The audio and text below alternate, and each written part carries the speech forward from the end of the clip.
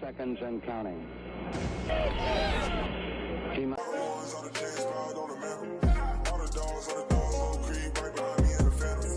Hey, what's good, yo? Welcome back to another video. It's Anish. I'm joined with Roman. And today, Alabama and Ohio State just had their bowl games today. Alabama played in the Sugar Bowl today against the Kansas State Wildcats, and they won 45-20. And Ohio State played against Georgia in the semifinals, and they lost, unfortunately, to a missed field goal. But great games from both teams. Bryce Young played remarkable, just impressive throws. But Stroud, on the other hand, I think we all knew that Bryce Young going into the game seemed to be quarterback one. But after Stroud's performance, I think it's closer than we may think. I think Stroud, I haven't watched too much CJ Stroud this year, but I think this seemed to be one of his most impressive games of his whole career. Just given that he was using his legs at the right time, throwing the ball when pressured at the right times, like throwing it away when needed. I thought he did a pretty good job of that, and he had some impressive throws all around. So, Roman, what do you think about the quarterback one debate and who the Texans should draft? Yeah, both quarterbacks put on great performances today. They both displayed their talents, the good things that they can bring to the NFL, and of course, a little bit of the bad things that they bring to the NFL. I'm going to start off with Bryce Young first. And first of all, Bryce Young, on only 15 throws, he had over 300 yards. He had 321 yards to be exact, with 5 touchdown passes. So 6 incompletions and 5 touchdown passes. That's just an insane stat line right off the bat. He was making pretty much every throw. I mean, deep throw, anticipation throws, able to throw to the flat, able to time up with screens, able to throw to the running backs. He was able to display pretty much all of it today. He displayed a little bit of his rushing ability. I mean, not rushing ability, but his ability to maneuver the pocket. I think we all knew that Bryce Young can maneuver in the pocket. We all know his ability to maneuver in the pocket, his pocket awareness, and all of that. But today, I think he did a very, very good job at doing that, especially in a bowl game against Kansas State, in his last Alabama game, or likely his last Alabama game. So I mean, he displayed a lot of stuff like that: pocket awareness, anticipation, all of that, and especially his leadership. I think a big thing about him, it's going to show to the NFL GMs and NFL scouts and everybody like that, and everybody involved in the draft process. But I think one big thing that's going to help him is him coming back to play this one last bowl game. Like a lot of players, especially if you're projected to be the top 3, and especially if you're projected to be the number 1 overall pick, a lot of the time, probably like 98% of the time, they're not going to go play in this extra game. They're not going to want to risk injury. They're not going to want to risk anything like that. But I think Bryce Young showed his dedication to the team, how much of a leader he is, how much of a teammate he is, to go in there and play that game. And I think a lot of NFL GMs are going to value that, especially a guy like Nick Caserio, who values good people, good teammates, and just people good outside of football. I think he's going to take that into account. So, I mean, obviously you have your size concerns with Bryce Young, but I think there's a lot more positives than negatives. Obviously, his size is a huge negative. A lot of people say he's like what, 5'10", barely maybe a 5'11", 190 pounds if even. But I think a lot of his positives outmatch that, especially if you can put a team around him. Just put enough offensive linemen around him. We already have a good left tackle, a solid enough right tackle, hopefully a good franchise left guard. Maybe just get another center or something like that, help out this offensive line. I think Bryce Young's going to have enough time, and he has the ability to run, and he's just so shifty. He's crafty. Our own wide receiver, Philip Dorsett, he even compared him to Steph Curry, the way he just maneuvers the quarterback position. He's great at creating stuff out of nothing, and I think that's one of Bryce Young's biggest things, his ability to create stuff out of nothing. So I think that's going to be his big trademark going into the NFL draft, being like that Steph Curry, that guy that's like dribble, dribble, dribble, and then takes a shot out of nowhere, able to just control the game, if you will. Now I'm going to talk about CJ Stroud a little bit. CJ Stroud, he had a great performance, especially against the number 1 team and probably the number 1 defense in Georgia. CJ Stroud put on a phenomenal stat line of 23 for 34, 348 passing yards with 4 passing touchdowns and 0 interceptions. And I think that's a big point of emphasis. 0 interceptions, 0 fumbles, 0 turnovers. That's been one thing that's kind of been, I guess, talked about him, is his turnover-worthy plays, how he makes dumb reads, dumb throws a lot of the times. But today, he pretty much put all of that to bed. He was able to throw the ball out of bounds when needed, able to take the little dump off instead of going for it all, and just not make too many dumb throws. I think there was one throw where he threw it up to Marvin Harrison. I think it was like a 40-yard throw or something like that, but ended up being called for pass interference. But I think that was one very smart play. He saw one-on-one coverage. His receiver obviously going against Kelly Ringo. I think I would take Marvin Harrison over Kelly Ringo any day. So he sees one-on-one. Marvin calls for it. Why not just throw it up to him? And I think that's a very smart QB play, especially maneuvering outside of the pocket. A lot of his thing is his inability to play out of structure. He's not able to scramble. He's not able to make stuff outside of the pocket. Of course, the structure thing. But today, I think he also put a lot of that to bed. He rushed for over 34 rushing yards. He made some big plays at the end of the game, especially I think it was like a second and long, like a second and 11, like around his own 40 with like a minute left. He was able to run for the first down, probably like a good 10, 15 yards. So, I mean, he put a lot of that stuff to bed today. And I think personally, I'm leaning CJ Stroud. I know Bryce Young is a great prospect, but that height and size thing kind of does concern me a little bit. I like everything about Bryce Young. I like his intangibles, his leadership, his ability to create something out of nothing. But CJ Stroud, I feel like he's going to be I don't know about safer prospect, but I think he has the ability to be more so of a top five quarterback than what Bryce Young can be.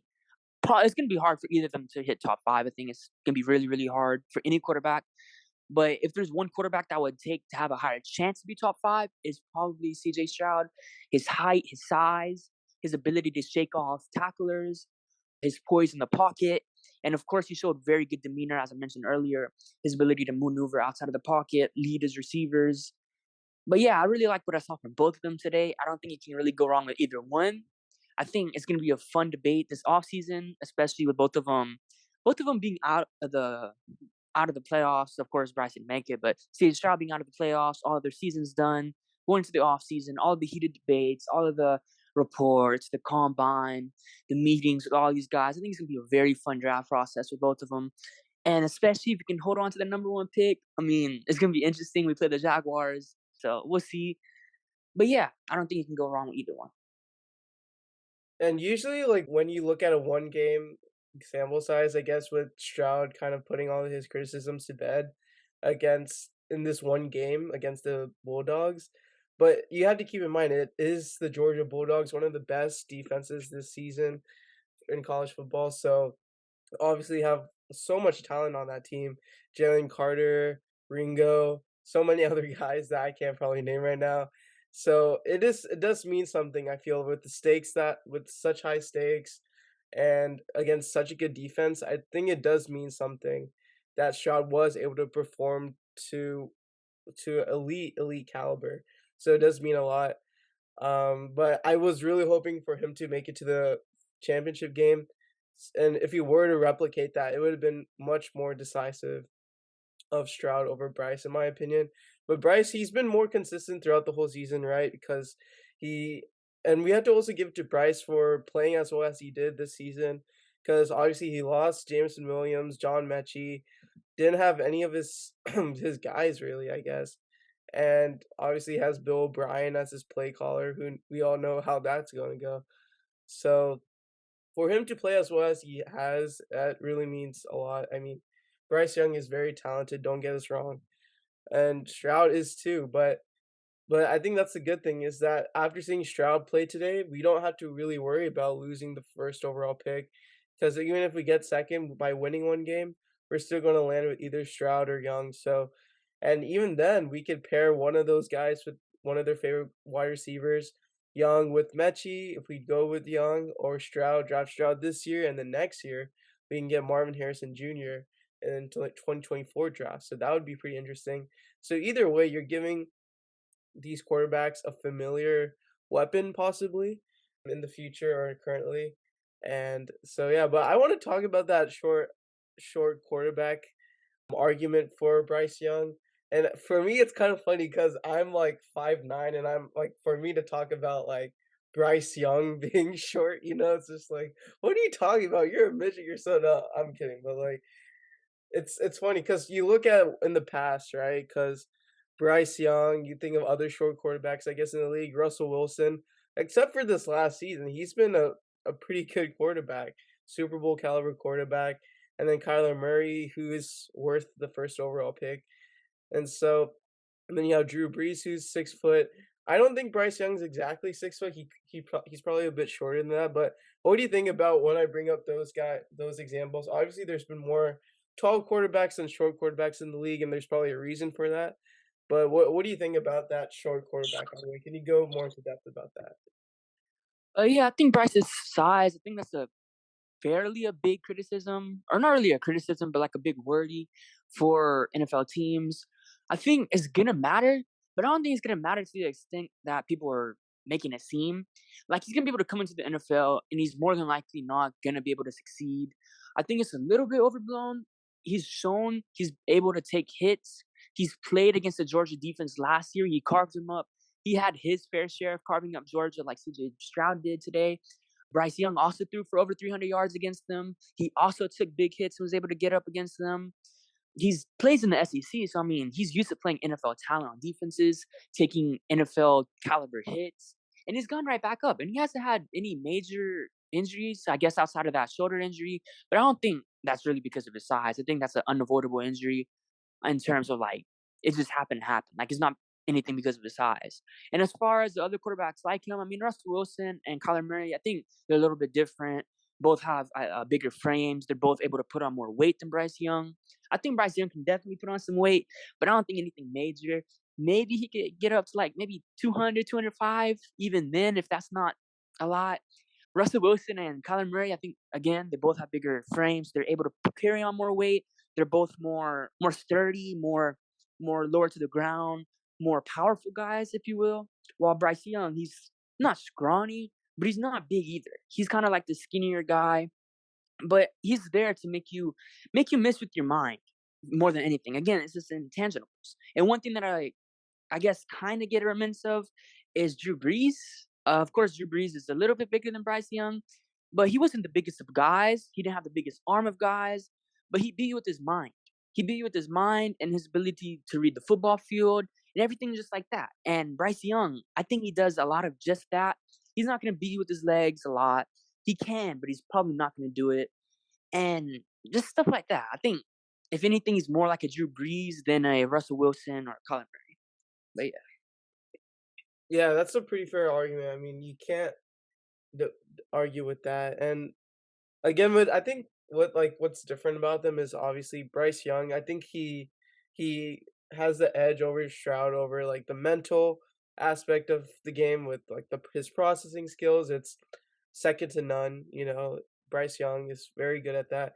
But obviously, with Stroud's athletic gifts, you could argue that he has a higher ceiling than Young, just with what he's had and what he's shown against Georgia.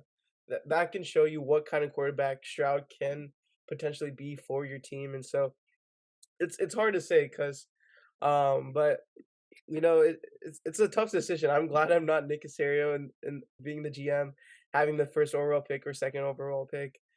It's a tough decision for sure, and who knows what Nick Casario wants to go for because history shows I think he's usually been like opting for like a taller kind of quarterback. But then again, Nick Casario is smart. He knows that that's not the end all be all. So I trust Nick on this. I mean, this is a very crucial draft for him. So he better get this right, or else he's gone. I mean, he has to be gone because there has to be some improvement. And I'm glad that the Texans are now in a position to draft one of these franchise altering quarterbacks because they're going to bring some new excitement to the team, and they're going to bring and with the Texans possibly getting new jerseys come either this next season or so. I mean, it's going to be a new era for the Texans, hopefully. And yeah, any last thoughts, Roman, before we end the video? Not really. Yeah, I pretty much think we covered everything. But yeah, this offseason, I guess one last thing. This offseason will be very fun. Again, as I said earlier, all the draft topics, all the draft debates with CJ Stroud and Bryce Young. But about the Nick Casario thing, I agree. I think he's gonna be forced into taking a quarterback. I think he's gonna realize that hey, Davis Mills, he's probably not gonna be anything long term for us. and of course, with the coaching staff. I think he's going to be forced into firing his coaching staff right now with Lovie Smith and everything. So I think he's going to be forced into drafting a quarterback and then being forced to hire a head coach to match that quarterback. So he's going to be dealt a tough offseason. And he's going to have to go for 2 for 2. I mean, if you go 1 for 2, I guess you can cut him a little bit of leeway. Hopefully, it will be the quarterback hitting rather than the coach. I mean, preferably, you'd rather have both hit, go for 2 for 2, good head coach, a good quarterback. But I mean, if you can at least go 1 for 2 this offseason, I feel like that would be an accomplishment. But yeah, I agree. I think he should be on the hot seat if he does something, I guess, wild out of this world this offseason regarding those things. But yeah. Like, if he drafts Will Levis with pick number 1 or something, then he deserves to be fired, you know? I mean, if Will Levis does turn out to be good, then obviously I'll eat my words, but that would be pretty hilarious if he did that. But then again, I've also forgot to mention something that if we do draft a quarterback, I just feel like as good as Lovie Smith has been, getting the guys to play as hard as they have this late into the season, I don't trust giving him a new rookie quarterback that we're hinging our franchise on, you know? Like, I don't trust him to develop him. I think we should clean house from there because even though it's not Lovie Smith's fault that the offense is terrible, obviously it's Pep, a little bit of Mills, a combination of those 2 to working together to ruin the Texans, but like, even if they do fire Pep, who is he gonna hire as his replacement, you know? Is it gonna be Josh McCown for some reason? Or, like, is his other son? Like, who are they gonna hire as offensive coordinator? It has to be someone that Lovie Smith knows if he stays the head coach. So, maybe Lovie Smith stays as, like, one of those advisory roles that we gave Romeo Crennel. I don't know, but I don't personally giving Lovie Smith the new rookie quarterback, I don't feel too good about that. But I do think that what he like I don't expect him to be fired because it doesn't look good for us to fire a third head coach in 3 years. But then again, it's just a lot, you know, for I don't know. What do you think about that real quick? Personally, I think he's gone. I think they already made the decision. I don't think he's gonna stay. I don't think there's no way he stays. I mean, I don't think these last 3, 4 games should really mean anything for his future. And I think he doesn't want to be here either. I think he just wanted to collect his check. It's his last major coaching job in the NFL. He's not gonna get a defensive coordinator job anywhere. He's obviously not gonna get a head coaching job anywhere. So he probably just said, "Hey, I'll take this job." Maybe for 2 years, maybe two at most, but I think they're probably going to come to an agreement if they already haven't that he's going to be gone this season, probably like a mutual thing more than a firing. I think just to make it look better on the PR standpoint, like they mutually agree to go, or maybe Lovie Smith just officially retires from the NFL or something like that. I don't know, just to make it look more healthier on the PR side. And yeah, that's pretty much it for the video. Let us know your thoughts about the Bryce Young CJ Stroud debates that we're gonna have perpetually until the NFL draft. But let us know your thoughts and be sure to like, subscribe, and turn on post notifications. Thank y'all for watching. Peace.